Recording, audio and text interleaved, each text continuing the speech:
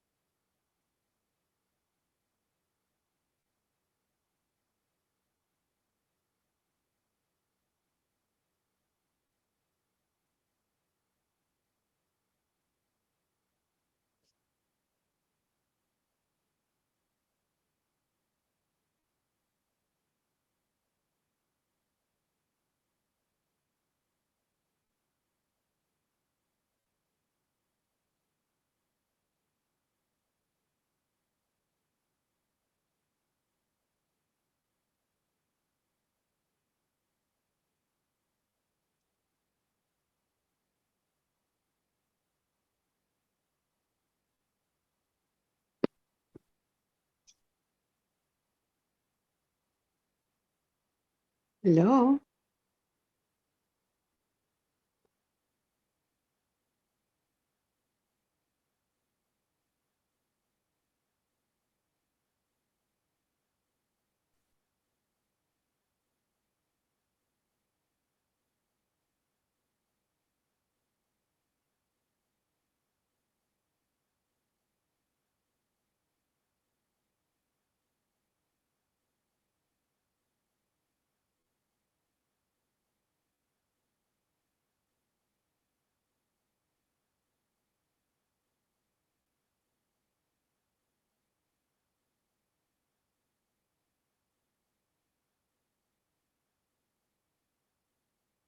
Okay.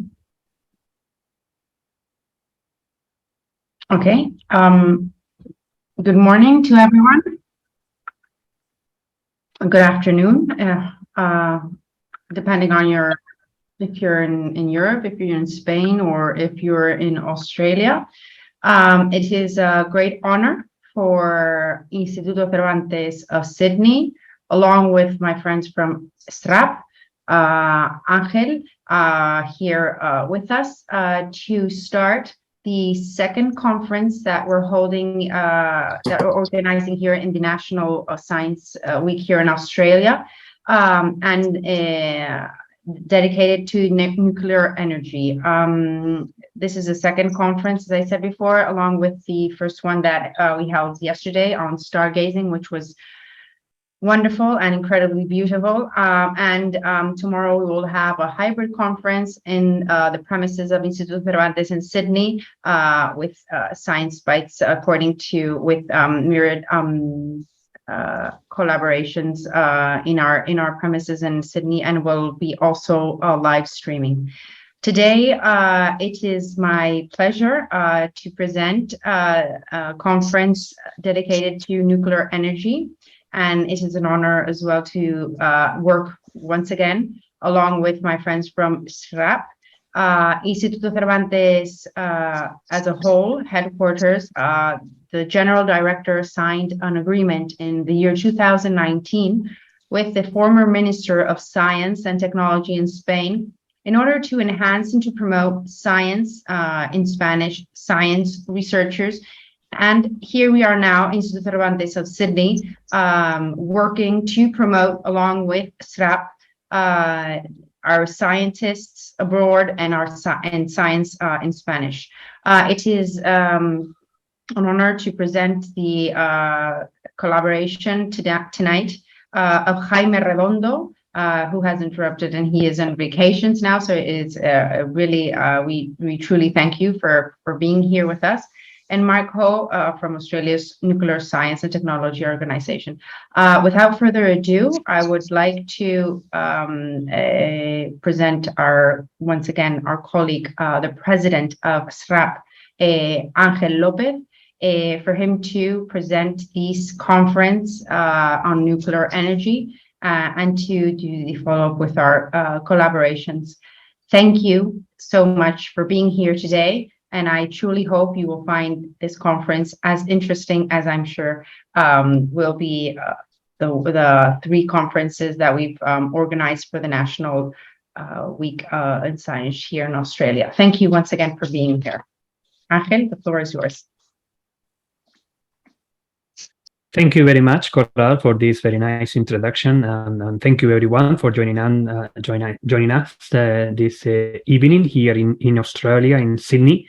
It is really a privilege to be sharing these activities for National Science Week with Instituto Cervantes Sydney, that we are doing plenty of things together, just seeking the collaboration between researchers in Australia, in Spain, New Zealand, and other regions in the South Pacific.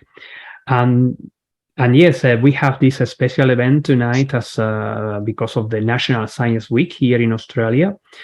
And the event tonight is about nuclear energy, which I think it is a very strong and interesting topic at the moment that we should discuss much more often in the community and in social, in our society. And for that, we have two specialists, Dr. Jaime Redondo and Dr. Mark Ho, who are going to provide a very good overview, I'm sure, of the situation in Europe and also in Australia. So the event tonight is going to be divided into different talks. And let me introduce first the first speaker for tonight, who is Jaime Redondo.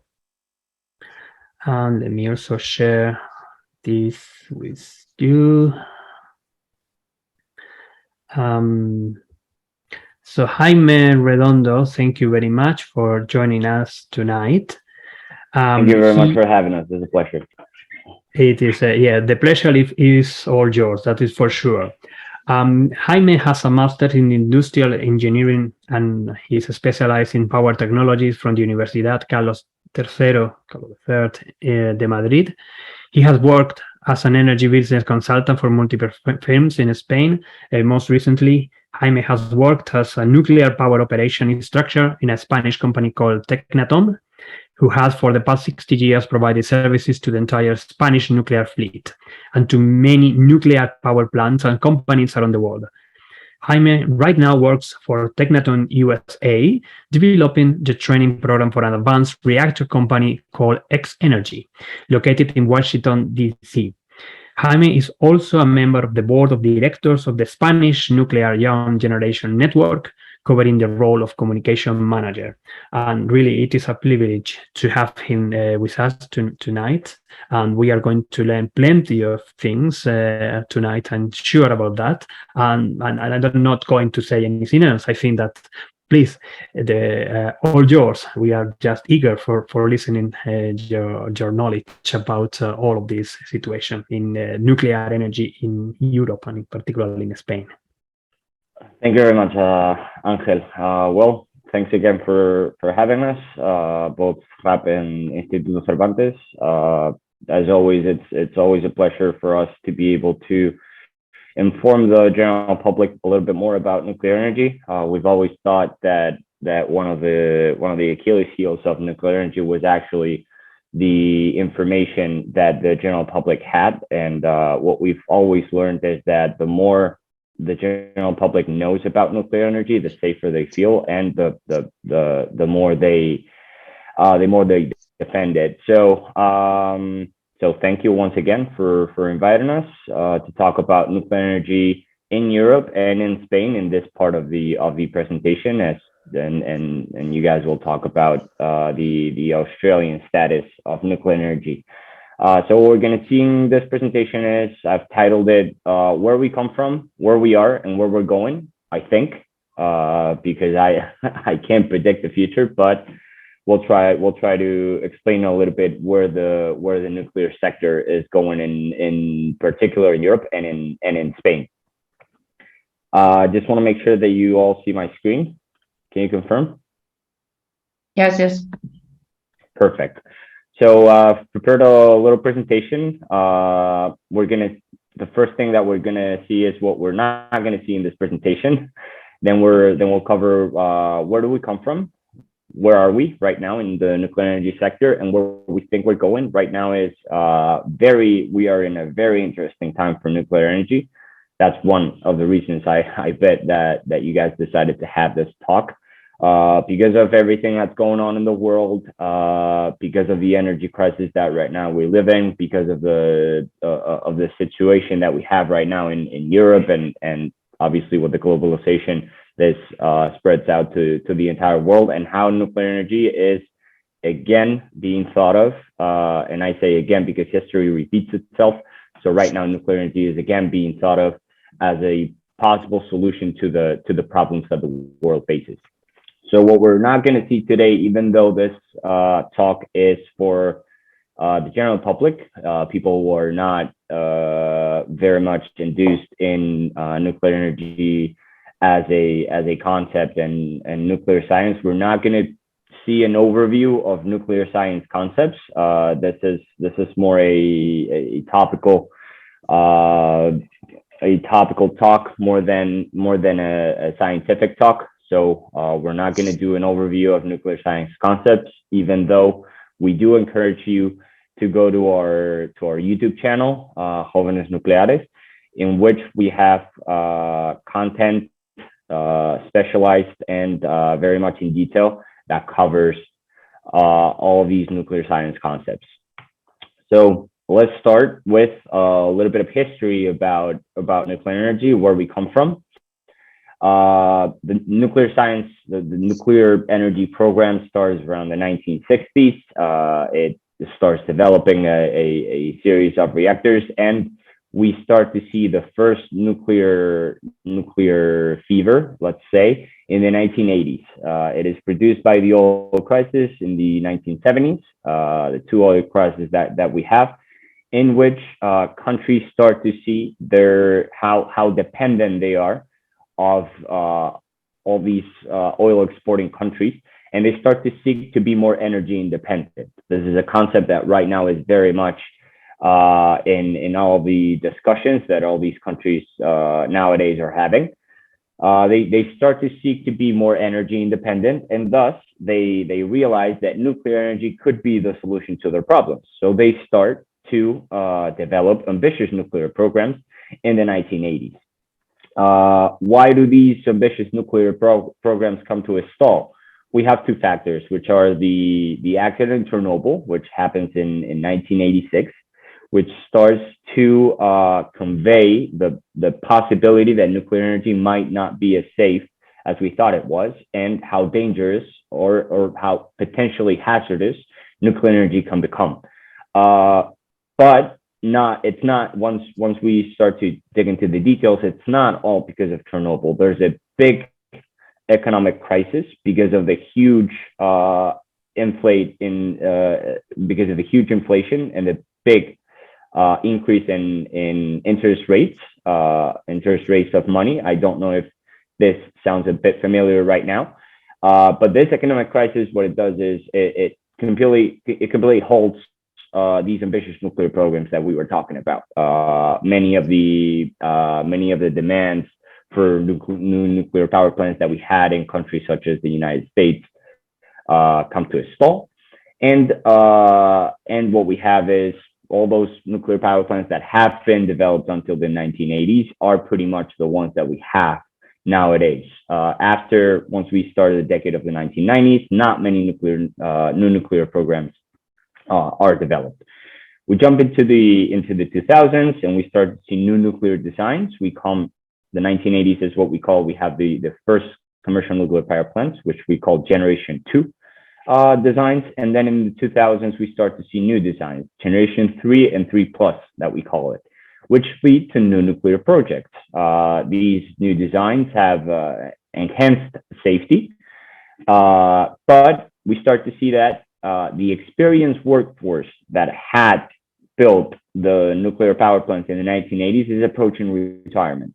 And so much of the knowledge that they have is starting to be lost by the nuclear energy sector.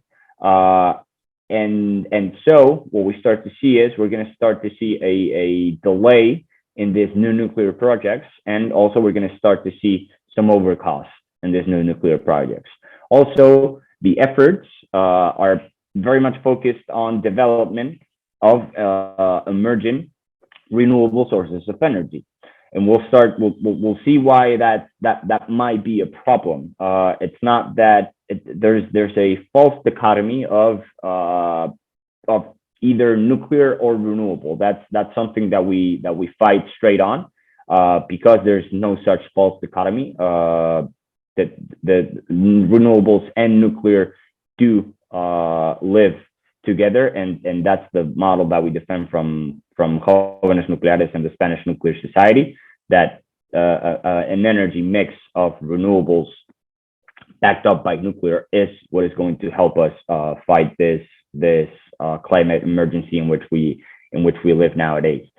But we are in the 2000s. New designs are leading to new nuclear projects. In the 2000s, more countries are starting to develop nuclear programs, so they're thinking about building more nuclear reactors. But in the year 2011, we have the tragic accident at Fukushima Daiichi, and social perception of nuclear energy completely plummets. Acceptance of nuclear energy goes down drastically, and many countries decide to completely phase out from nuclear energy. In Europe, which is the case that we're talking about right now, Germany decides to completely phase out nuclear energy. At the time, they had 17 operating reactors. Right now, we're going to see that they have 3 operating reactors, which were, and I say were, and I emphasize were, because this is just brand news from just a couple of days ago, breaking news. They have decided that they're not going to close out the 3 reactors that they have right now in operation at the end of the year, which was their plan. But they decided to phase out nuclear energy, and from 2011 to 2022, which we are nowadays, they have closed 14 of the 17 nuclear reactors that they had in operations. And what we see is that these few new nuclear projects that we had developing fall into delays and fall into huge overcost. We have the example of the EPR in France, in Flamanville. We have the example of the EPR in Olkiluoto. Then we have in the United States, we have the example of Visi Summer. We have the example of Vogtle, which are 4 new nuclear reactors that were supposed to be in operation a few years ago already, and they still haven't started. And it is expected that they will be finished and in operation within the next couple of years. We've seen where we come from. Let's see where we are right now. And it's very hard to right now do a standstill picture of the current nuclear situation because of what I just explained, how nuclear energy is being again looked at as a possible solution, as a potential solution to fight climate change, and also to seek this energy independence that was already talked about in the 1980s. Right now in Europe, we have 134 operating reactors. We see that up to 1/3, over 1/3 of that is in France, and the rest is very much spread out around all Europe. We have the Belgium, we have the Czech Republic, Hungary, Spain, Sweden, and then Ukraine and the United Kingdom as the ones with the most reactors in operation. But we'll see that some of these countries have a plan to increase that nuclear capacity, and some of these countries have a plan to decrease this nuclear capacity or phase out their nuclear program. And some countries are rethinking it right now. As we just explained, the example of Germany, who is not alone. More countries are rethinking their nuclear phase out. And we'll see what the situation is. Where are we right now in terms of new reactors? Is nuclear energy or nuclear power plants being built in Europe? I wanted to put a context, first of all, of reactors under construction in the entire world. Why? Because it will give us a picture of where nuclear energy is in the world, because the approach is very different in emerging countries and in first powers against the situation in Europe. So we see right now that there are up to almost 60 new reactors being developed, are under construction in the world, but only 5 are under construction in Europe. One just actually was connected to the grid, which was the one that I just talked about, the EPR in Finland. And then we have the one in France, which we've already talked about. That's the one that's shown in the picture. That has had great delays. We have a couple in Slovakia, and we have a couple in the UK that are being built right now. However, many countries, especially in Eastern Europe, we talk about Poland, we talk about the Czech Republic, We talked about Hungary. Many of these countries are showing a lot of interest in building what we will see are the small modular reactors, which we'll explain what they are in a bit, and we'll dive a little bit more into detail about it. But what we're seeing is a renaissance in nuclear interest right now, and pushback in nuclear phase out right now. We'll see with a map later on what I mean. But what I want to highlight in this slide is how nuclear power right now is being pushed in the world by first-class powers such as China, the United States. Japan is thinking about reopening, or is going to reopen all of their nuclear reactors after the accident that happened 11 years ago at Fukushima Daiichi. South Korea is again, which is a big nuclear power, is again having a pro-nuclear and very much aggressive policy. So what we're seeing is the world is shifting again towards nuclear energy, and in Europe we're seeing a situation in which we're pushing back a little bit on this trend, but led primarily by France and the United Kingdom and the Eastern European countries. Europe is more and more turning again towards nuclear energy, and we'll see a little bit about that later on, what I mean by that. And then in terms of long-term operation refers to continuous operation of nuclear power plants who were intended originally to be operational for a certain amount of time, but who can expand that lifespan, provided that they maintain and improve safety and reliability levels, and apply the safety and reliability levels, these improvements to structural, systematic, and component safety requirements.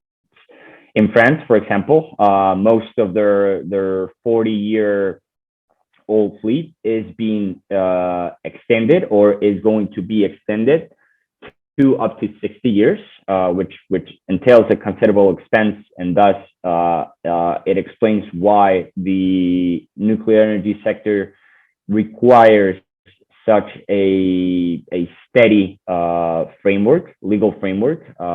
Investments take a lot of time to be recovered, and thus the nuclear energy sector requires a very steady legal framework, and cannot absorb policy changes that happen in the short term. If we focus in Spain, all reactors in Spain have been approved to extend their lifetime over 40 years, the 7 reactors that we have. However, right now, as it stands, the Energy and Climate Integrated National Plan includes the nuclear phase out from 2027 to 2035. In 2027, we would stop the first reactor out of our 7 reactors, and in 2035 we would stop the last one of them in a scalinated nuclear phase out.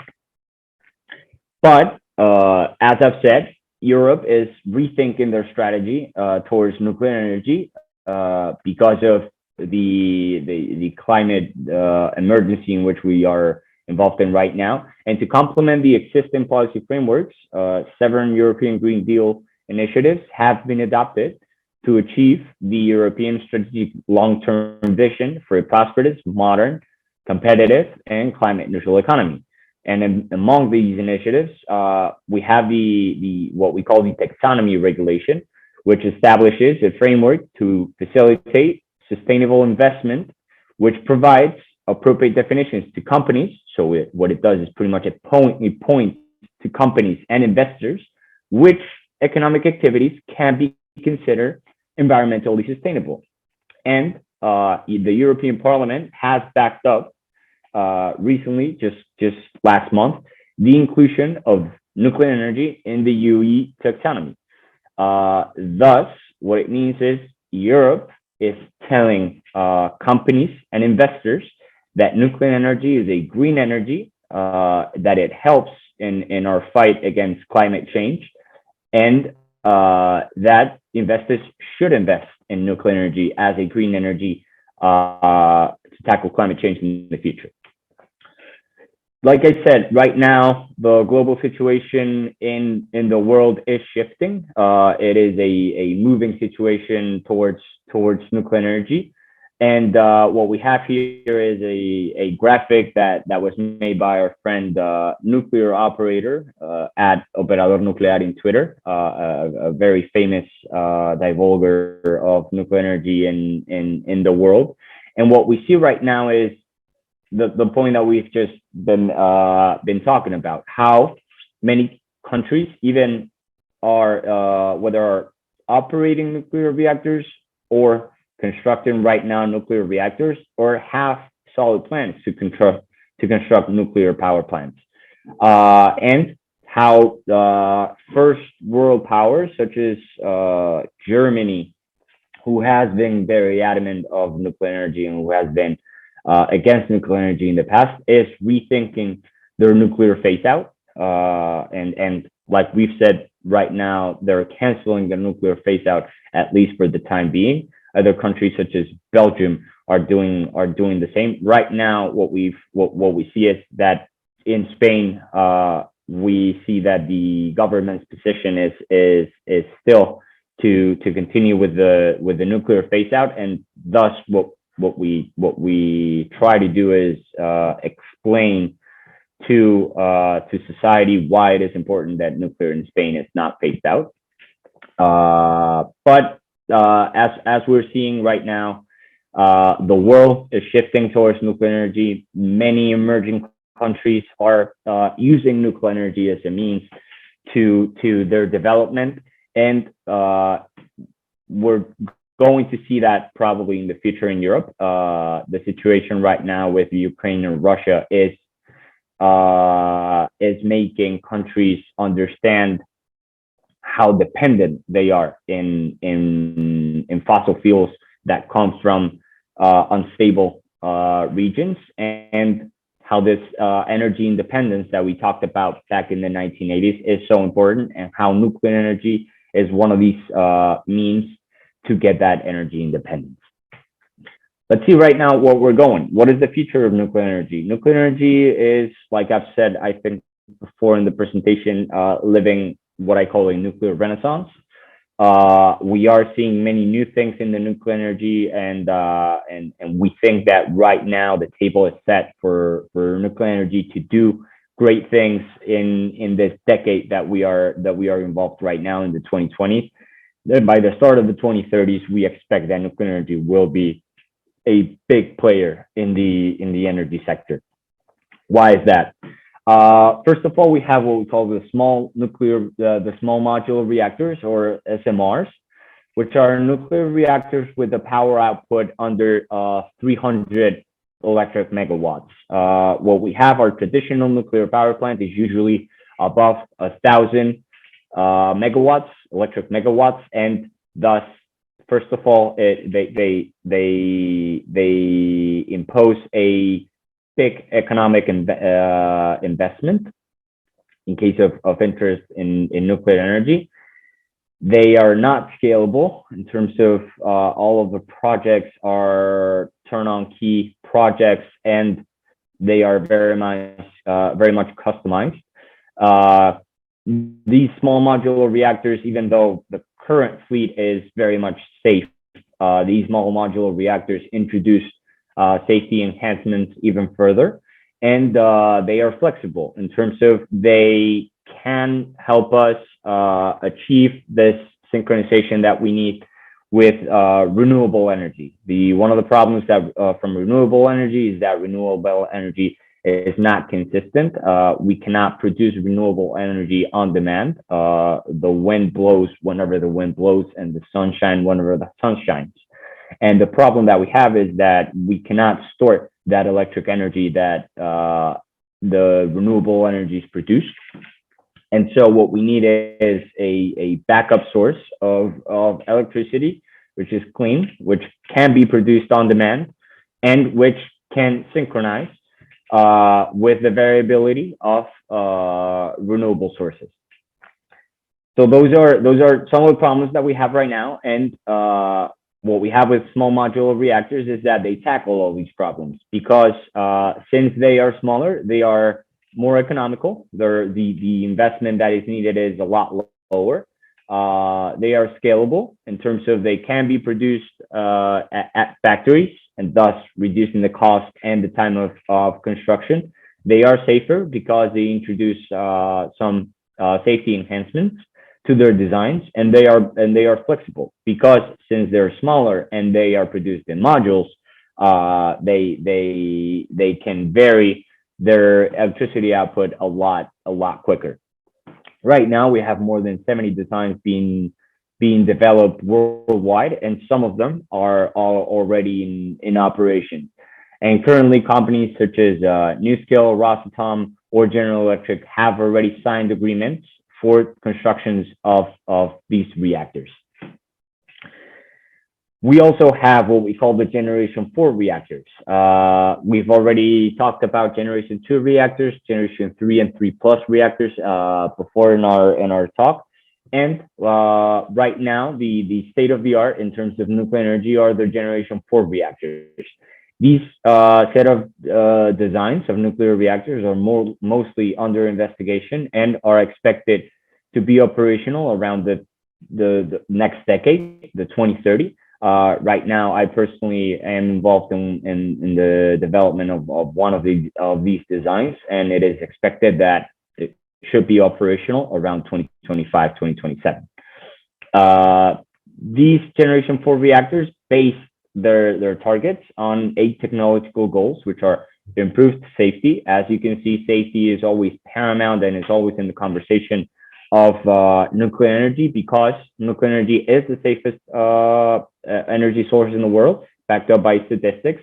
But we always strive to make our technology even safer. So some of these goals are improved safety, improved proliferation resistance, which means let's make sure that we only use nuclear energy for specific purposes, and the nuclear energy that is used for specific purposes cannot be used for nefarious purposes. With minimization, we do know that one of the problems that we have with nuclear energy is that the byproducts of nuclear energy are radioactive and thus potentially hazardous, potentially dangerous. Utilization of natural resources, and reduced construction and operating costs. We've talked about how this is one of the Achilles heels of the nuclear energy nowadays, construction times and operating costs, as well as construction costs. These Generation 4 reactors introduce this technological goals in the mix. Currently, there are multiple initiatives, such as the United States Advanced Reactor Development Program, which is the one that I am involved in right now, that promote the development of this generation of reactors. And then we have what we call Advanced Technological Fuels, ATFs. It also started up as being called accident tolerant fuels. Why is that? Because first of all, one of their goals is that they improve the response in accident conditions. One of the problems that we have with nuclear energy is not one of the problems. One of the features that we have in nuclear energy is the amount of energy that is stored in those atoms, and the fact that after the chain reaction is stopped, we still have heat production in our fuel, and thus what we need to do is keep refrigerating, keep cooling this fuel. And in accident conditions, that's one of our challenges, to cool the fuel. These new fuels, these advanced technological fuels, improve that response in accident conditions, and also improve the fuel performance under operating conditions. These fuels are currently, some of them are currently being installed in operating nuclear power plants together with conventional fuel, and some of it is being developed and should be available, like I said, in this upcoming decade. Also, where are we in terms of, or where are we going in terms of waste management, radioactive waste management? The solution that has, the scientific solution that has been achieved are geological repositories, deep geological repositories, which is a way of storing hazardous or radioactive waste in a stable geological environment that is typically at a depth of 200 to 1,000 meters. Right now, the Swedish government has announced that construction of the final repository for used nuclear fuel can proceed in Sweden, making it the first country to license such a facility. The rest of the countries have, for example, Spain, have plans of building one of these deep geological repositories in order to manage their long-term waste, and will be constructing them in the future. The energy and climate integrated plan that we talked about in Spain recognizes the need to build one of these geological repositories, and it is expected to be in operation in the upcoming decade. And then, in order to finish our presentation, because I've gone a little bit over time, but I hope you will excuse me. Every time that we talk about nuclear energy, we always talk about, we're always asked about fusion. So what is the status of fusion energy, and where are we going? Fusion research projects right now continue on. It is not something that's going to happen within the next decade or within the next couple of decades. Probably we won't have a commercial fusion nuclear power plant until the second half of the century, but we do have some bright news. Researchers at the joint European tourists in the United Kingdom have managed to double previous records by producing a total of up to almost 60 megajoules from fusion in a period of 5 seconds. And ITER, which is the major international project to build a 500 megawatt tokamak fusion device with an input of 50 megawatts.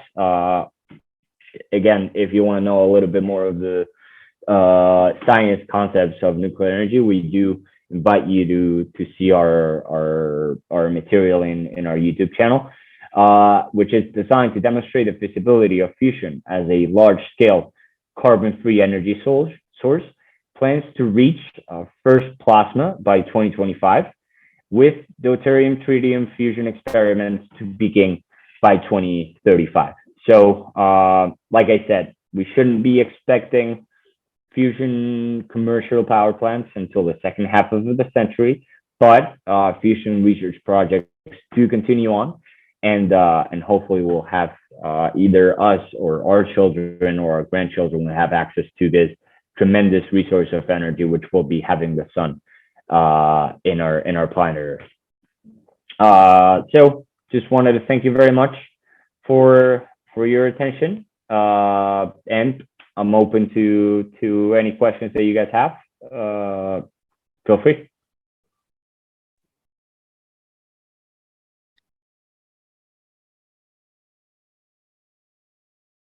Thank you very much, Jaime, for this wonderful presentation. I have actually plenty of questions by myself and also some few other things, but let's wait for getting some few questions for the audience. We have a couple of them here on Zoom. I will be happy if you want to unmute yourself and go ahead and do the question. Coral, I think that you are the first one. You want to ask just question, please? Lo pregunto directamente. I just, yeah. Okay, I could just ask it. A lot of people are following us in our channels in YouTube or Facebook. One of the ideas or that arises, not today, but also in the previous weeks that we've been promoting this conferences about the topic nuclear energy. So why is SRAP and Instituto Cervantes now talking about nuclear energy? It's a topic that has been talked about so much in these days. all the geopolitical issues and all that energy-wise is very important to know what we have. But there's a long way to go communication-wise for the general public, as you said before. I truly think that much should be done to communicate to the general public, which are the voters, which are, of course, along with their votes, who more or less manage, for instance, in Europe, or even, of course, if we pin it down to Spain, which there's a lot of, you showed it in the presentation. Spain was the only one that was not rethinking the nuclear phase. My question is, what can we do? What can institutions do to help in that communication? I think there's a long way to go, as in to communicate why this is important, why there's sometimes in Spain a negative point of view from the nuclear energy, and it's not related to a clean energy. What can we do? Suggestions or way to go? Well, first of all, what we can do is this that we're doing right now, and the thing is that this hasn't been done in the past. Nuclear energy is a very complex topic from the science standpoint, and thus, because it is complex in a science standpoint, there hasn't been an effort in the past to try to explain it to the general public. Just the people who understood it know how safe it is, and thus they have imposed their either their technological knowledge upon society, and we haven't questioned nuclear energy. Is anyone questioning nuclear energy in the medical fields? We walk into a radiography room at a hospital every single day, and no one is questioning whether that radiation is safe for them, is beneficial for them, is hazardous for them. We just trust the doctor, and we trust that they know what's best for us, and we just go into their hands. And first of all, that's how it should be, because they are working in the name of science.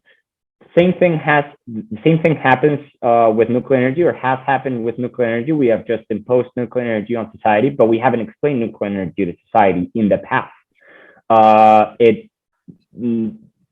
From what I remember, the first big effort in order to talk about nuclear energy comes from Operador Nuclear, after the accident of Fukushima, in which everyone turns against nuclear energy. Why? Because they don't understand it. But no one actually understands that not a single person died in Fukushima from radioactivity, from radioactive release from nuclear power plants.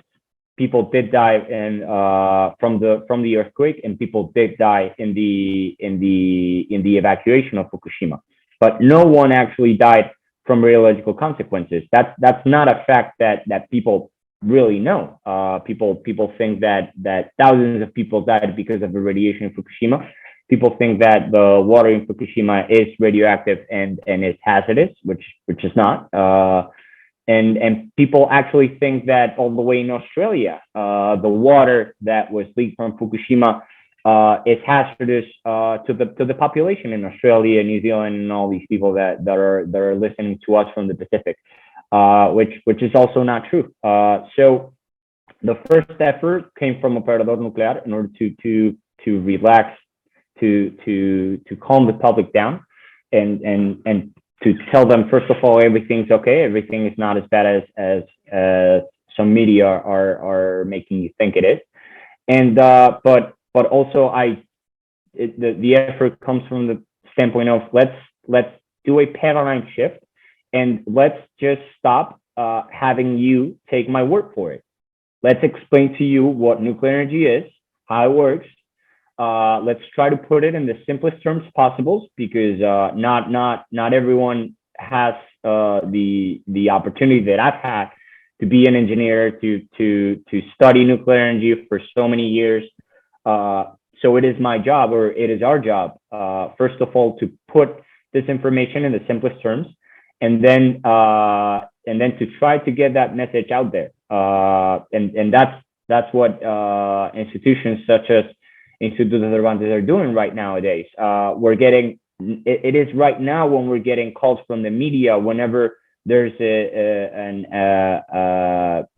story on nuclear energy, in order to ask us as experts to explain to them what it really means. What we've seen always in the past is people who really don't know what they're talking about, who are not scientists, talk about nuclear energy. So this is the first time that the scientists have understood the problem and have understood how people are afraid of what they don't understand, and that we cannot just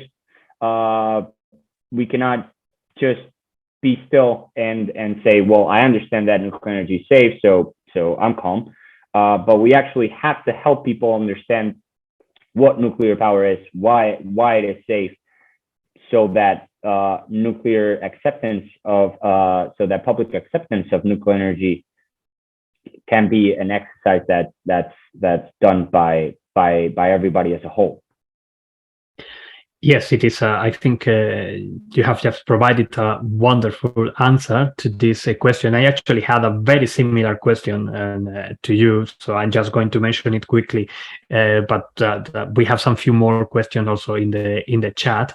But you mentioned that very recently nuclear energy have been included as a green energy by Europe, and with something that perhaps should have happened even a bit more some time ago, because we know people who understand how nuclear energy works would know it is not only safe but completely green.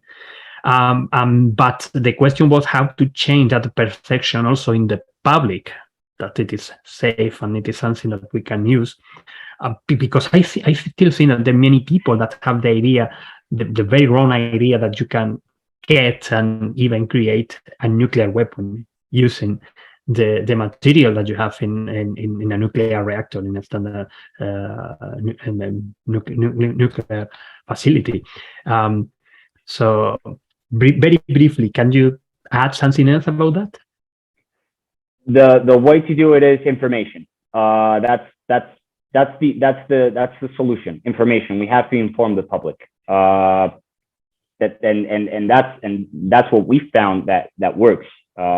Whenever you inform the public, we don't try to.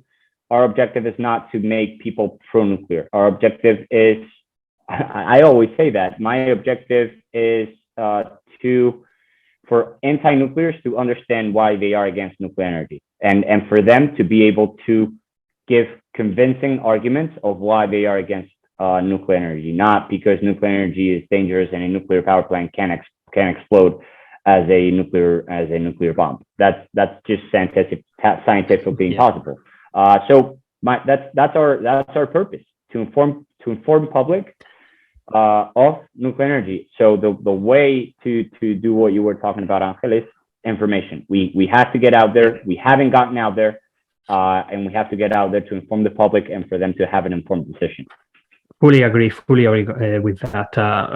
Francisco Paco Sanchez Bayo is actually providing some extra info in the chat, and he also has a question. So do you mind, Paco, to unmute yourself and answer the last thing that you wrote in the chat? Because I think it links very nicely, and then ask the question you have, please. Which one? The one about the risk? Yes, about the risk. Okay, so the risk is simply, I mean, I work on risk assessment of chemicals, all right? And I just noticed it's very difficult, really, to convey this idea of risk. I mean, each one of us gets into a car every day, you know? But the risk of dying on a car accident is huge. It's huge compared to the risk, for example, of a plane falling and killing all the passengers, right? So we know that statistically it's proven. What is the worst means of transport, you know, in terms of from the risk of dying? It's the car, you know.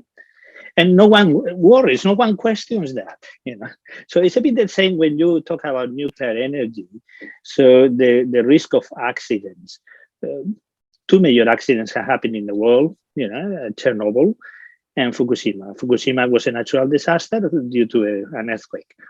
But it was also due to the negligence of the bureaucrats that managed the plant, because that plant should have been decommissioned.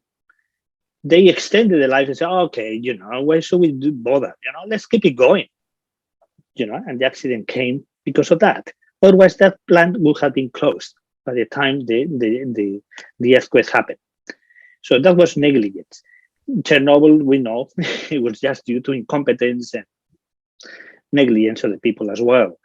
Of course, the consequences of those disasters can be big, not because the number of people who die, but also because the restriction that imposes for many other things, the activities of the people in a large area that is affected for a long time, right?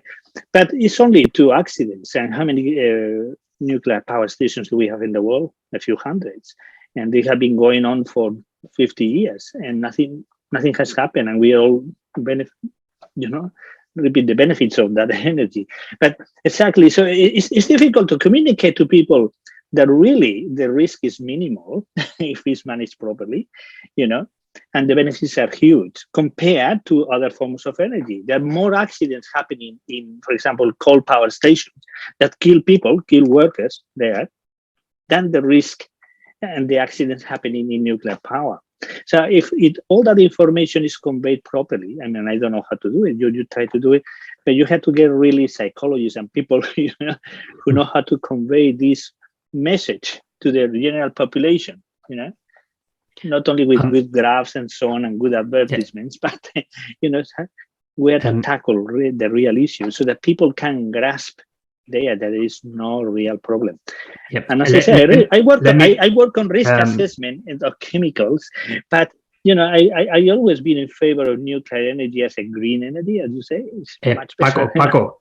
Yeah. Let me tell everybody, particularly Jaime, that you are on the founders member of SRAP and part of the board, and we have we have been talking in many different occasions about different topics in science. So I think we are actually appreciated and valuing and providing value to this addition that you are providing today. So thank you very much for that. You have a question. You have a question also there for Jaime. Do you mind to ask it? The question about the countries like Spain buy the yellow cake from producers. that was the first one. Yeah, no, yeah. I'm a bit surprised because, again, it's the same story. Yeah, I mean, we had to do something about the waste. This is a problem. One of the solutions is what you say, make a hole there and bury there. That's fine. But, no one questions, the risk of transporting the actual raw material, the uranium from Australia to different countries that are using nuclear energy. But really, the best place to put the waste is in the mine where the uranium was extracted in the first place. That's the best place. That's the natural place where the uranium came from. Send it back. We try to do the same thing with other with plastics, containers, and so on. Let the companies get the plastic containers back to the factory. So shouldn't be that the way to do things, really, rather than going to. But can we get the answer from Jaime, because probably it is not that straightforward. I know. Yes. So first of all, when we talk for the public that doesn't understand the term yellow cake, obviously uranium, as it is extracted from the ore, it's not what we put in a nuclear reactor. We have to transform that uranium into uranium oxide, which is what we introduce in the reactor. And the yellow cake is one of those states in which the uranium, the enriched uranium, is transported and then manufactured into those uranium pellets that those pellets that we put into our nuclear reactor. So the difference is, Paco, perdona, that when we extract the uranium from the mine, it is not closely as radioactive, not even close to the radioactivity levels that it has once it comes out of the reactor. What we do is we do put it back in mines, but we have to put it back in highly stable mines from a geological standpoint. They have to be geologically stable. That means places that have been there for thousands and millions of years. That usually works for salt mines, etc. Places that we know that are not affected by earthquakes and that will not their structure will not be compromised. So some of these uranium mines, their structure can be compromised because of natural disasters such as earthquakes, or we don't know either whether they are hydraulically sealed. They might have leaks, water leaks from rainwater. So what we look for is, like you're saying, mines, but that are highly stable, and those are usually either salt mines or clay formations that have been there, and we know that have been there for thousands and millions of years, and that will stay that way in the future, because as we know, the byproducts of the reactor can be radioactive for up to 100,000 years. So what we need to do is we need to make sure that mine will be there for 100,000 years, and for the uranium mines from which we extract the uranium ore, we cannot guarantee that. Thank you. Yeah.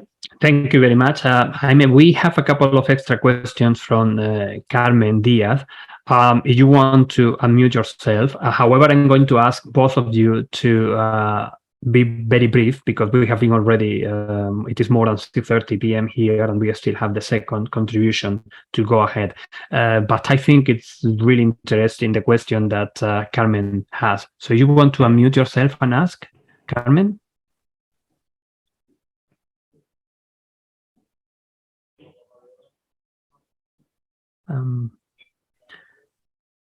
Probably. Let me read it for you. Carmen says, I understand that to produce nuclear energy there is a lot of pollution. What is the benefit then? Also, in this violent world, should we risk having nuclear plants?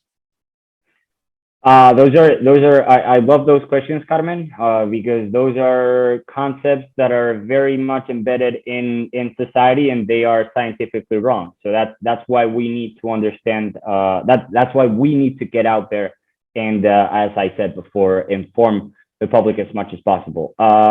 First of all, you state that nuclear energy produces a lot of pollution. Well, nuclear energy actually does not produce any pollution whatsoever. It does not emit any greenhouse gases, since we don't have a combustion reaction happening in a nuclear reactor. What we have is a nuclear fission reaction, which doesn't emit any type of greenhouse gases, doesn't emit any CO2. Thus, it is the production of nuclear energy is not polluting at all. And the emissions from the nuclear cycle are comparable to those from wind energy or hydro energy. Even solar energy, throughout its entire lifetime, is more polluting than nuclear energy. With this, I'm not saying that solar energy is polluting, but what I'm saying is nuclear energy produces the same amount of pollution as do renewable sources, which is close to nothing. And obviously nothing if we compare it to fossil fuels. So that's the first thing. The benefit then is we can produce energy on demand. Electricity is not available in nature. Electricity is a vector, is not a source of energy. Thus, we need to produce electricity from other sources. The sources that we right now have are either renewable sources, fossil fuels, or nuclear energy. It's those three that we have. Renewable sources are great. We've talked about how they don't emit any greenhouse gases. The problem is that they are intermittent. We cannot rely on renewable sources all the time, because they're not present all the time, and we cannot store their energy, at least for the time being. Storage development is still a very much ongoing process, and I always say the same thing. We can expect those type of batteries the same time that we can expect the fusion reactor. It's been talked about for a lot of time, but the technology is nowhere near mature enough right now. Yes, we do have small batteries that are rechargeable in our houses, but not at the scale that we need. And thus we need to compromise, because renewables are not going to be able to absorb all of the demand, and we need to choose an energy source that is available on demand. That those are only fossil fuels and nuclear energy. That's that. You also mentioned in this violent world, should we risk having nuclear power plants? We do live in a violent world, but nuclear power plants cannot be used for malicious purposes. The amount of enrichment that the nuclear power plants have, the amount of enriched uranium that the nuclear power plants have, is not usable for malicious purposes. However, nuclear weapons can be used as nuclear fuel in commercial reactors, as it has been done since the Cold War. Many of the nuclear warheads that were decommissioned after the scale down by the Soviet Union and the United States have been used in order to produce energy. But those are two completely separate worlds. That's why we have the International Atomic Energy Agency, which is the branch from the United Nations that makes sure that nuclear energy is used only for peaceful purposes, and that has an entire section which is called the safeguards section, to make sure that the non-proliferation treaty is accepted by all the countries who have access to nuclear energy. And those are the two questions that you were talking about. I believe that when you were talking about contamination, you're talking about the accidents. That's a very long discussion that I would love to have in this forum, but because of time constraints, I invite you again to go to all of our content that we have in our YouTube channel, in which we talk in extension about all these topics. Yeah, definitely. We have to continue this conversation. We have to continue chasing people and informing people and getting specialists like yourself who have provided a wonderful overview of the situation of nuclear energy in not only in Europe and also in Spain and also worldwide, that I appreciate a lot. So thank you very much, Jaime Redondo, Jóvenes Nucleares, for participating in this special event during National Science Week in Australia, joined between the Instituto Cervantes Sydney and SRAP, the Spanish Research in Australia Pacific. Thank you very much for the contribution. Thank you very much for having us. It's been a pleasure. Thank you. Okay, well, now we are going to have the second talk of the event. Unfortunately, the speaker was not possible to join us today this evening, but we have pre-recorded the talk, and that is what I'm going to offer to you now. Let me share the screen.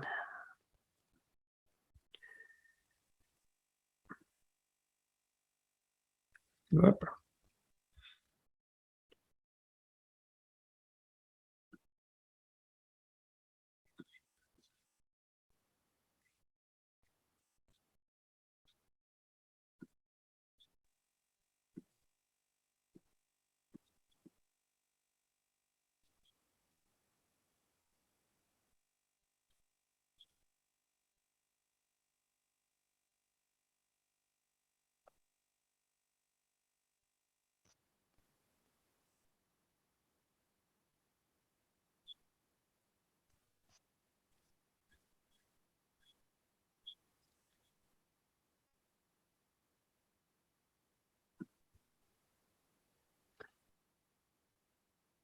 One second. It seems that there is a problem with the sound. Let me one sec fix that. Apologies for that.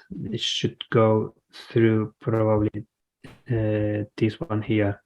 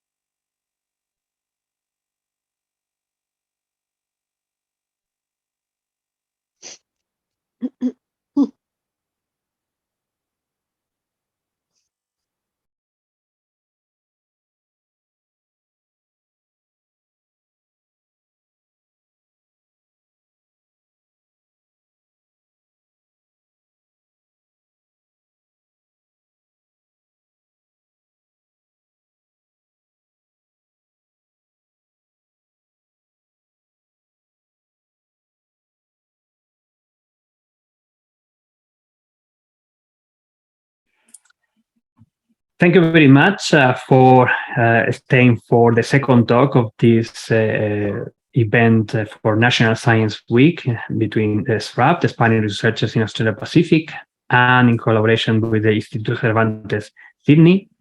It is my pleasure for this second talk to introduce to Dr. Mark Hall, who is a reactor dynamic specialist at the Australian Nuclear Science and Technology Organization, ANSTO. He's interested in reactor designs, computational fluid dynamics, and coding, and has supervised numerous master and PhD students. Mark is active in IAEA discussions on the topic of small modular reactors, and serves as Vice President of the Australian Nuclear Association, a professional organization promoting the peaceful, safe, and effective use of nuclear science and technology. Welcome, Mark. Hi, how you doing? Good. We are really excited to have you today for this talk during National Science Week in Australia in 2022, particularly talking about this topic of how the status of the nuclear energy in Australia, and you're a specialist of that. So thank you very much for joining us today. Great. So what I'll do is I'll just share my screen. So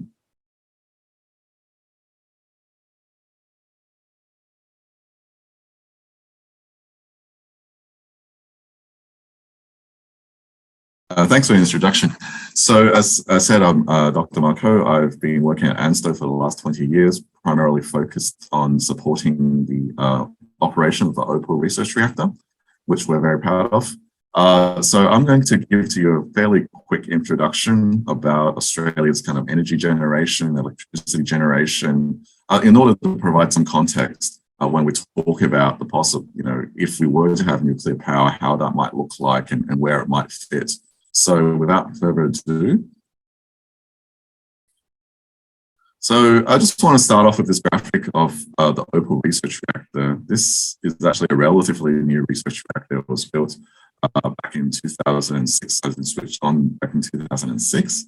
It's a highly productive reactor. It doesn't make any power at all, but it makes a lot of medical radioisotopes. And you can see along here, just surrounding the core, a lot of facilities which we cook medical radioisotopes. We make such things as molybdenum-99, which is one of the fission products from the splitting of the uranium atom. And we can extract that in order to derive from that technetium-99 that works as a radioactive tracer for such things as cancer diagnostics and things like that. And of course, we also have neutron beam tubes that look near the core of that reactor, which you can see in that bright blue square. And the neutrons are basically used for the examination of material structures. So this very much is a very, very highly productive science machine, because it's on 300 days out of 365 days a year. And to put that in context, that's almost similar to the average uptime or the capacity factor or availability of power reactors around the world. So, very, very much indeed, this is paying lots of dividends for Australian science. So, just, wanted to put this up because when a lot of people say, Australia doesn't have actually nuclear know-how, I would say emphatically yes, because we do have an operational research reactor. And in fact, I would say that sometimes you could think of the operational complexity of this reactor is kind of almost on par, if not beyond, power reactors as well, just because of its high availability and the complexity of its operations. Very simply, for instance, the reactor is actually runs on a 30-day cycle. So it's on for 30 days and then it's off for 5 days. And some of the fuel might be shuffled around in order to extract the maximum potential of that fuel. And that on and on it goes throughout the whole year to give us a very, very high availability. So this is where we're coming from, the Opal research reactors near Sydney. And it's actually within the suburbs of Sydney, and it's just kind of producing away very happily. So, for the international audience, I'm not sure what the audience is today, but a very quick numbers for Australia is that, we've got about 25 million people. We've got a very large continent. GDP is rather high, about 0.33 trillion US dollars a year. And electricity production is also very high as well. And that's because, we have a lot of very strong resource industry in which we have to handle and process bulk material. And as a result of that, the electricity production was in the order of about 265 terawatt hours in the year 2019, 2020. So if you look at what we call in the parlay of the electrical network, the NEM, or the National Electricity Market, the 5 states on the eastern seaboard are connected by transmission lines and also by gas pipelines as well, whereas WA is kind of somewhat removed in the west. And although you might say, wow, we've got this large electricity grid, but in fact, there are lots of bottlenecks in terms of the connection of that grid. And you can see that in the heat map of the electrical grid on the right graphic. And you can almost kind of think of it as in, if you have, say, in Chile, for instance, you have actually a very, very long grid, which has to distribute a lot of power up and down that transmission, but the loads are actually concentrated in those centers of population and industry. And that's part of the reason why historically the grid has been very effective, because you usually have a lot of coal power generation, about say 70% or 65% of electricity generated by coal. And those coal-fired power plants are pretty close to the major cities. And also as well, you can see why, you've got this gas grid as well, or gas network, because you're basically pulling in those gas resources from those areas that are far away from the low demand centers, and they have to be transported towards the city. And of course, when we're talking about thinking about nuclear powers, in this present day and age, we're really talking about the context of being able to provide low carbon baseload generation. And I'd just like to bring this up because if you look at electricitymap.org, you can actually see that for the 3 major population-related states of Queensland, New South Wales, and Victoria, they are rather brown, meaning that the carbon footprint is rather high because they've basically got a lot of brown and black coal power generators. And that stands in contrast to, say, France, which might derive about 65% of the national electricity with nuclear power. And overall, in their energy mix, they might have a carbon footprint of, say, 64 grams of CO2 per kilowatt hour produced, compared to, say, something that might be 600 grams of CO2 per kilowatt hour average, spread out throughout Australia. So here is more of a bigger a more clearer bar graph of each individual state. And you can see very easily, in the state of Victoria, New South Wales, and Queensland, that coal-fired power generation dominating. So the other thing that Australia is contending with is the imminent, basically, retirement of these coal-fired assets.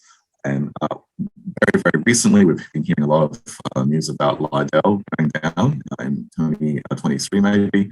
But then further on, these coal-fired assets are going to be finding it hard to keep on generating simply because, you know, we have a policy shift which is away from these high carbon generation energy sources. And that's something that needs addressing. Whether we transition to a highly renewables kind of generation set, or we might get a combination of storage or gas, you know, that's yet to be decided.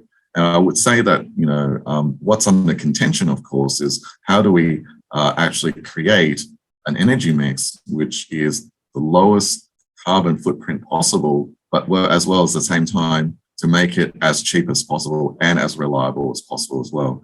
In this way, what we're actually thinking about is actually to address what is known as the energy trilemma. So, of course, you know, when we talk about nuclear power, in fact, we're not allowed to generate nuclear power to be transmitted to the grid. There is a federal law banning that, and that is the EPBC Act, or the Environmental Protection and Biodiversity Conservation Act. And that's a federal piece of legislation introduced in 1999. But on top of that as well, there are also state-based legislation in New South Wales and Victoria that also prevents nuclear power from entering the grid. And so if we were to be contemplating nuclear power, these laws will have to be reviewed and maybe amended as well. So in terms of nuclear activities in Australia, a lot of people don't know that we actually export a lot of uranium. In fact, we export so much uranium that the amount of power, energy in that uranium ore is actually able to pretty much satisfy the complete electricity generation nationally, annually. And so we actually have about 30% of the economically recoverable reserves, global reserves for uranium. Other activities as well, which we're doing very well, is the National Radioactive Waste Management Facility, which has gotten the planning approval to be installed in Kimber in South Australia. And Australia is also a signature and a contributor to the Generation 4 reactor forum. So these are to look at the more advanced reactor types, such as the high temperature gas reactors and molten salt reactors, which is undergoing lots of research and development around the world. So Australia needs to be in touch with those developments because obviously we export a lot of uranium, and any kind of progress in that area will affect our uranium exports as well. As I mentioned, we operate the Opal reactor very well, 300 days a year. And also in the last kind of 3-4 years, there's been lots of activities on the state and federal level to look into what nuclear power means. So there were the Royal Commission into the prerequisites for nuclear power from the federal government, and there was also New South Wales and Victorian and South Australian Royal Commissions into the nuclear fuel cycle and nuclear power as well. So any one of you can just kind of look that up on the web and read those findings. So getting back to the actual technology, when nuclear power today, what do numbers look like? Well, the operational nuclear fleet, there's about 438 operational reactors around the world, generating 2.5, 2,500 terawatt hours. That number doesn't really change that much year on year because you have some retirements and also some more reactors introduced. In terms of the spread of technology, the light water reactor technology is dominant. So what I mean by that is that you just use very, very clean tap water to power or to cool a pressurized water reactor or a boiling water reactor. So that's the graphic on the top and the bottom. And then there are little kind of other designs as well, such as the pressurized water, heavy water reactor, the light water graphite moderated reactor, which Russia still operates, That's the gas-cooled reactors, which the UK operates, and also the fast breeder reactor as well. So these are the more exotic kind of types of reactor using liquid sodium as the coolant. And the reason for these different types of reactors is that, at the inception or the beginning of the atomic age, a lot of countries actually developed their own type of research on power reactors. And so you can think of it as a legacy flow-on effect from that. However, after all these years, in fact, the pressurized water reactor became the dominant design for reasons of its economy and its safety, okay? And so in at least the immediate future, we're going to be seeing a lot of these pressurized water reactors still to be built and to remain operational.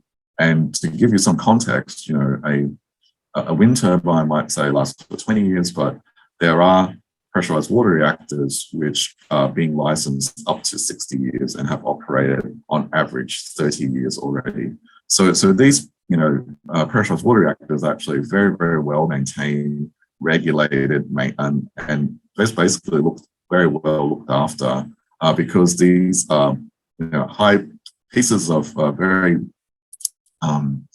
dependable assets that can dispatch to the grid, in a very robust and predictable fashion.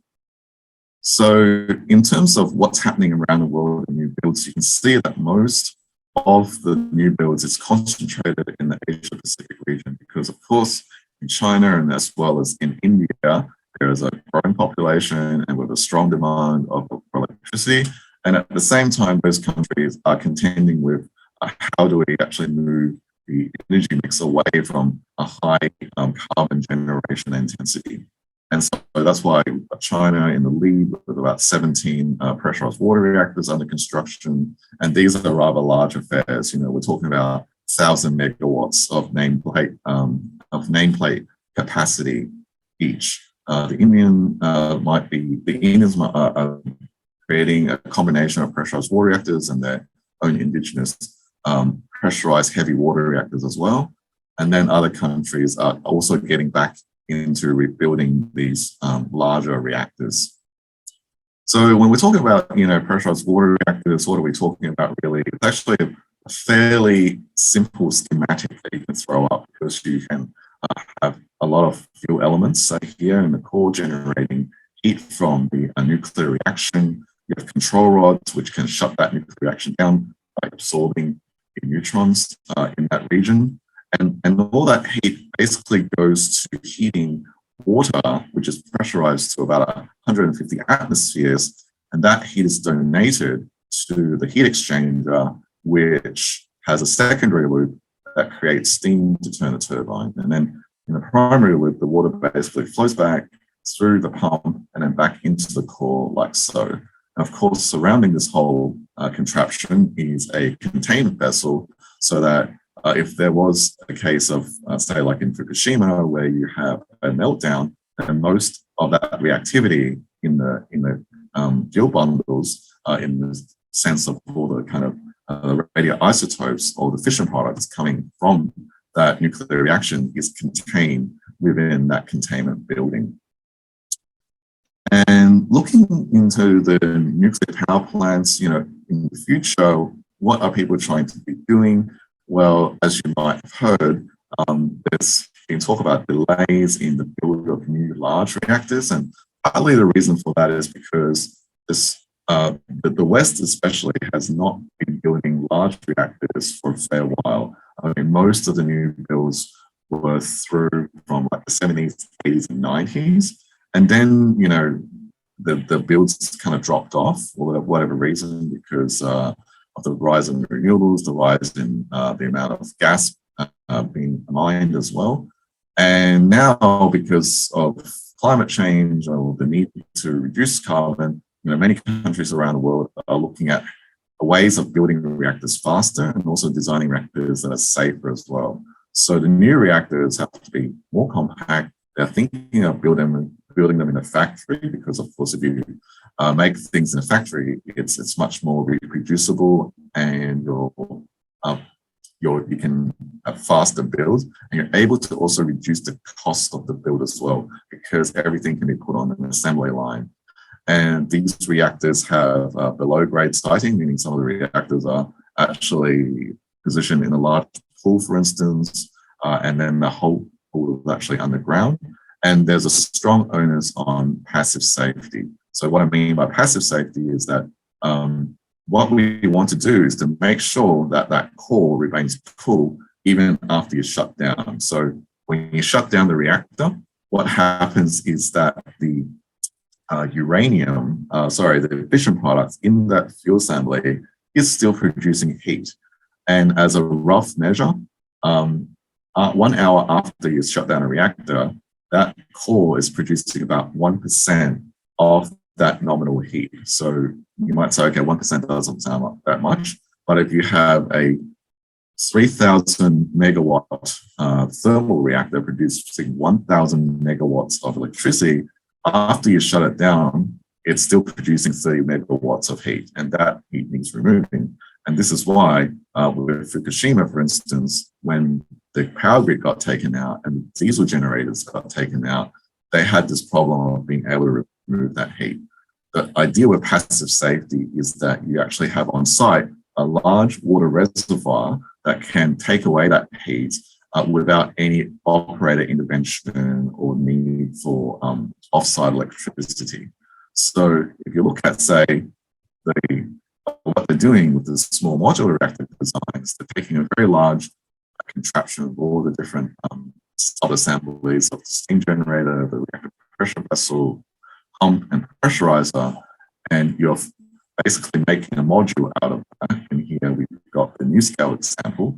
And you can also see that in reality, that module is much smaller as well. And that assists with your licensing case for that small modular reactor.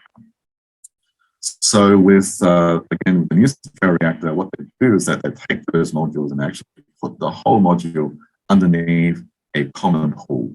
And so that common pool actually is not used during normal cooling operations. It's just there to take away that decay heat if there's, say, a station blackout and they need to shut down without any kind of external power or anything like that. And so there, you've got basically a layout showing that passive safety system. So the third and final part of this quick presentation is look at the climate and environmental factors around nuclear power. So when we're thinking about nuclear, it's really about why it's so interesting is that just this little pellet of uranium dioxide contains a very, very high power, very high energy density. So you can actually derive the equivalent of, say, 3 barrels of oil. So that's about 600 liters, or a ton of coal, or just lots and lots of natural gas. And of course, you have to have a very specialized piece of equipment to do this, which is the reactor. But when we look at, say, the emissions intensity of various energy options, you can see that nuclear is pretty much on par with wind as well as hydro from a kind of life cycle perspective. Obviously, when you first build a nuclear power plant, it takes a lot of work. You have to pour a lot of concrete with the structures, etc. But because it's producing electricity in America, for instance, 90% of the year, and because it lasts for 60 years, for the lifetime of that plant, it actually produces extremely small amounts of CO2, and that's really just from the mining operations of that uranium and the construction of that plant. Much lower, of course, compared to, say, coal or biomass or gas or anything like so. And when we look at, say, the materials usage as well, in fact, nuclear is also very low because of that power density of that uranium dioxide pellet, the amount of materials used per terawatt hours generated is low compared to all the other options as well. And finally, if you look at the land use of a nuclear power plant, it's extremely concentrated in the manner it generates electricity, and so the plant footprint itself is also extremely low. And I guess this is part of the reason why a lot of communities are thinking about nuclear power because it doesn't really disturb farmland or, the tranquil wilderness, national parks, etc., compared to, say, wind and solar, which might take a lot more real estate. So that's just a very quick summary of nuclear power and where the technology is heading. Unfortunately, not here live to answer questions, but I hope you had a nice kind of presentation and a few facts to take away. Thanks.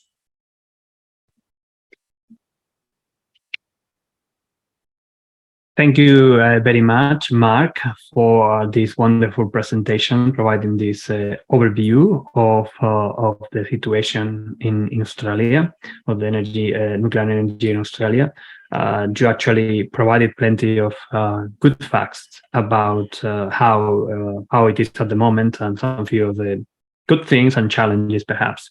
I will like to let my colleagues, if any of you have a question, please go ahead.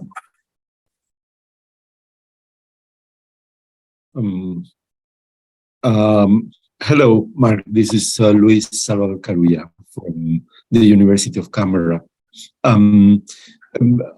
What do you think about the proposal by Bill Gates, this Terra, I think it's called?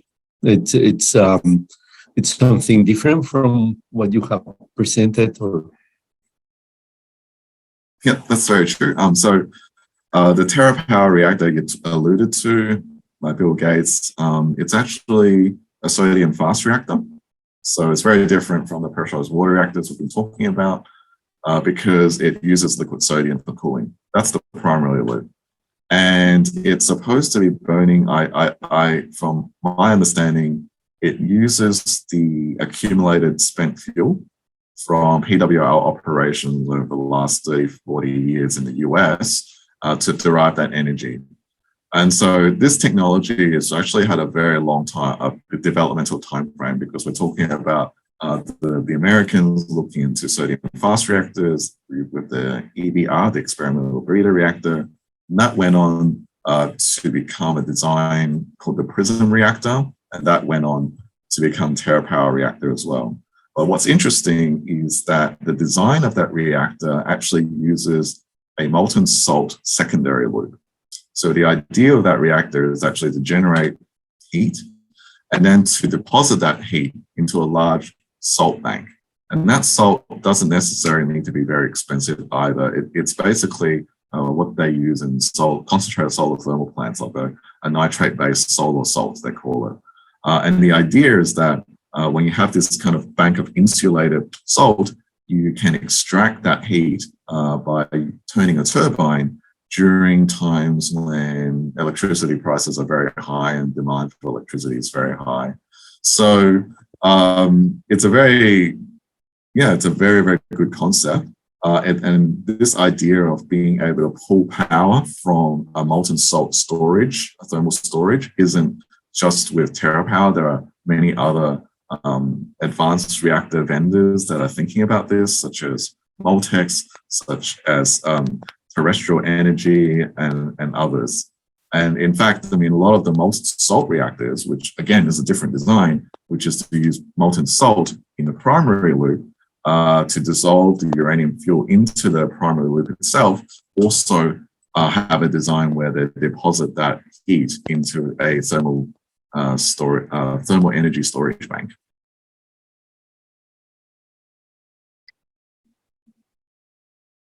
Should we go next? Go. Hi, my name's Alex Sengupta. I'm from the University of New South Wales. I was wondering if you could say something about the relative costs of new build nuclear versus renewables. Well, the relative costs of new builds.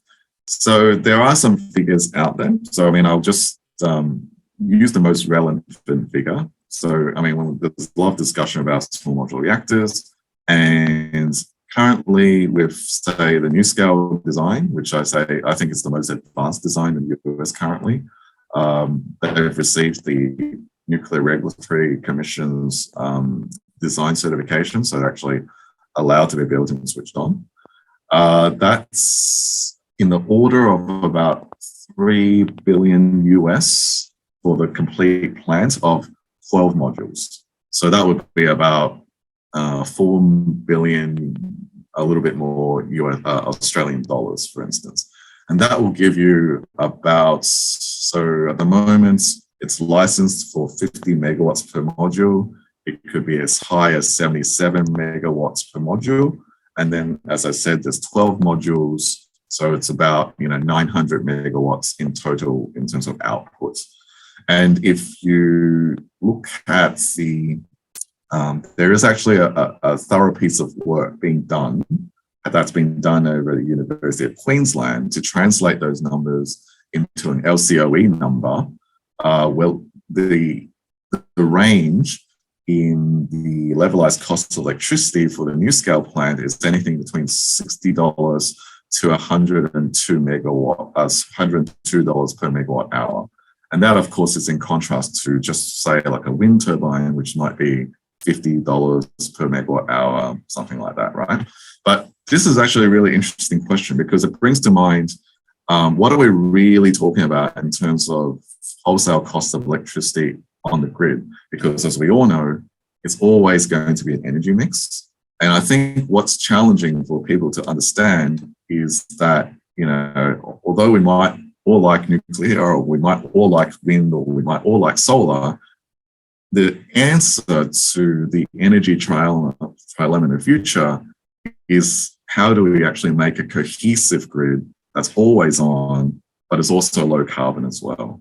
And so I think one of the things that needs to be brought into the argument of what we're arguing for is really what kind of optimal low carbon energy mix should we really be talking about. And so, I would point the audience out to this study that UQ has been doing, which is I think it's like UQ kind of like somewhat of a roadmap of how we might look into nuclear power for Australia, like what needs to be considered. And that was headed by Professor Stephen Wilson. So just Google Professor Stephen Wilson, UQ nuclear, and you'll find that report. Thank you very much for the question and the answer. I have actually several questions that I would like to ask, but probably the most important one at the moment, it is that you already mentioned that producing energy, nuclear energy in Australia is not allowed. You're not allowed yet to do that. Yes. So Yes.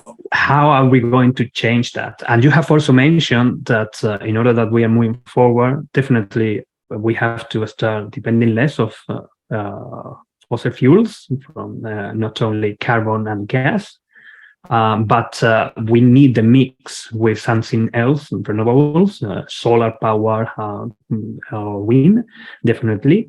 And we, in the future, we need that together. So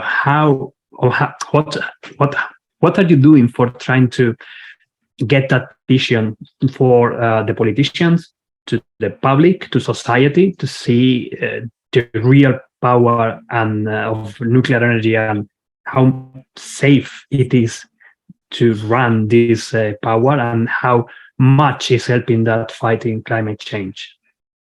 Yeah, so that's a great question.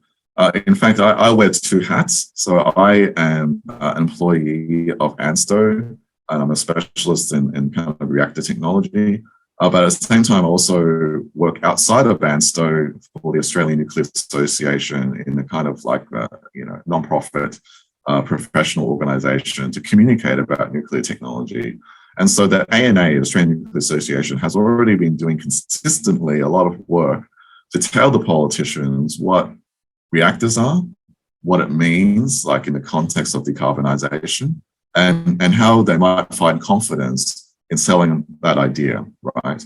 And that's very different from ANSTO, which actually cannot do any lobbying for nuclear power. It completely serves the government, and only serves to inform the government what's actually happening in the development of nuclear power, and it's up to the politicians to decide.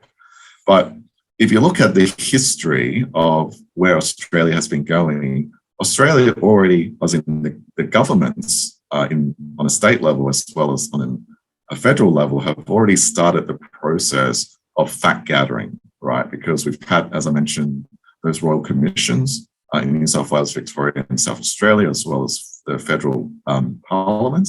And that's how, parliamentarians and parliamentary committees can, on the record, get balanced information on both sides of the argument and then form major and minor reports on their findings. And based on those reports of what they found on nuclear energy, then they can make an argument to the electorate of why we should have a conversation and maybe contemplate nuclear power.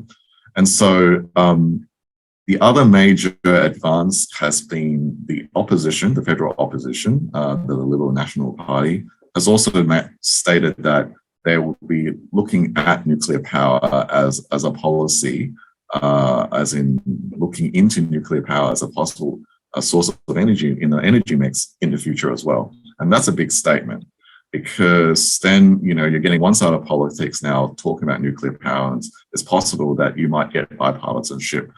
Because, in the end, we need kind of bipartisan support on a federal government level as well as the state level, because, the construction of nuclear power reactors is, a decadal affair, and they're going to be running for like 60 years. So it requires everyone to be on board with that, and that's a conversation to be had. Yeah, that's good. Do you think it will happen soon, later? Do you have any estimation of timing? Look, I mean, I really don't know, because we've been working on it for a very long time.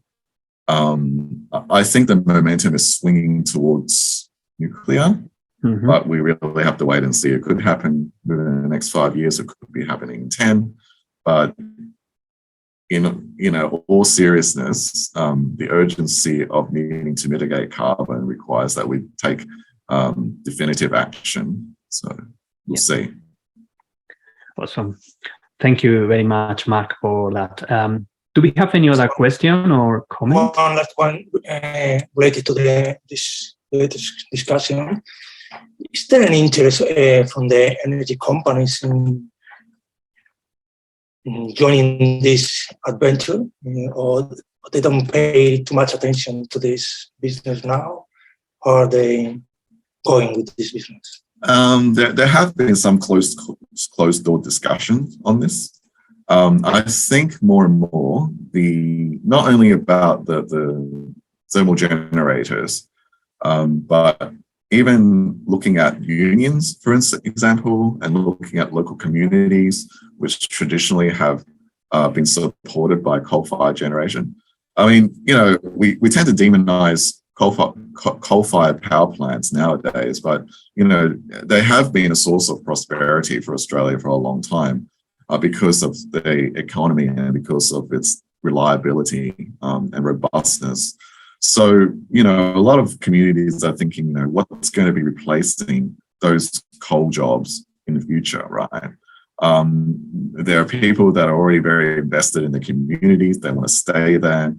And so, they're asking, could we possibly have small modular reactors replacing these brownfield sites once the coal-fired power plants shut down? And I think, the coal-fired power plants or the utilities also know this as well. And also even politicians know this as well, because when you start building large amounts of grid infrastructure to support these renewable energy zones, that's a huge amount of investment that might not necessarily be necessary if you've already got small modular reactors at those coal-fired power sites. And, it's something that's kind of in an exploratory phase. I think in the end, the utilities aren't going to move unless they're going to be getting the right signals from the federal and the state governments that they might contemplate nuclear power. Well, thank you very much. These have been extremely useful, particularly for me. I was really looking forward to your talk, Mark, and I think that everyone have enjoyed it a lot. And this have provided a very good overview of how it is at the moment and how we're going, and again stressing that we would really need the nuclear energy for the future for many different reasons. So thank you very much, Mark Ho from the ANSTO, and everyone for joining in tonight. And hopefully we will be able to contact you again for another event or another activity. We would love to know much more about all of this.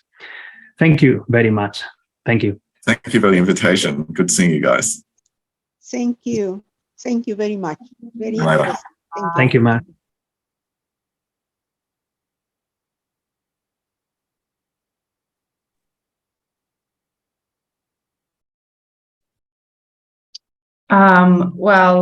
This has been very interesting. Thank you so much, Mark, and thank you so much, Jaime, for being here tonight with us, with SRAP and with Instituto Cervantes of Sydney. Our goal is to try to boost that communication, to boost the knowledge to the general public, in this case of nuclear energy, and I think we have certainly done so. I have received a lot of feedback on our YouTube channel on why we've selected this, what an interesting topic, and of course that this is a topic that is very up to date nowadays, and we will truly continue on promoting, on boosting this communication of science in general, of nuclear energy in particular. This has been the second conference that we have once again organized with our colleagues, our friends from SRAP here in Instituto Cervantes of Sydney, and our colleagues from SRAP. We will continue to promote the knowledge, in this case of science, and tomorrow in the premises in Instituto Cervantes of Sydney. We invite you all to come, and for those that cannot be part of it, we invite you to join us online. It will be streaming also live as today, and we will also be joining by Zoom. Thank you so much once again, Jaime and Mark, for being here today, and of course, the best for last. Thank you so much, SRAP, and thank you so much, Angel, for this incredibly hard work that I know that you have been dedicated so many hours to organize this. The floor is yours, and once again from Instituto Cervantes Sydney, thank you so much. You can't speak? Okay. No sound. Okay. Angel doesn't have audio. So I have the audio back, but I didn't want to say anything else. I have been talking for too much. Okay, no worries. Okay, well, thank you so much. It's been an honor once again to have this with you, to organize Energía Nuclear and nuclear energy, and I have had really positive feedback during this discussion. Thank you once again to you, all of our friends from SRAP, and we'll see each other tomorrow. How about that? Thank you so much. Thank you. Buenas noches. Bye. Buenas noches.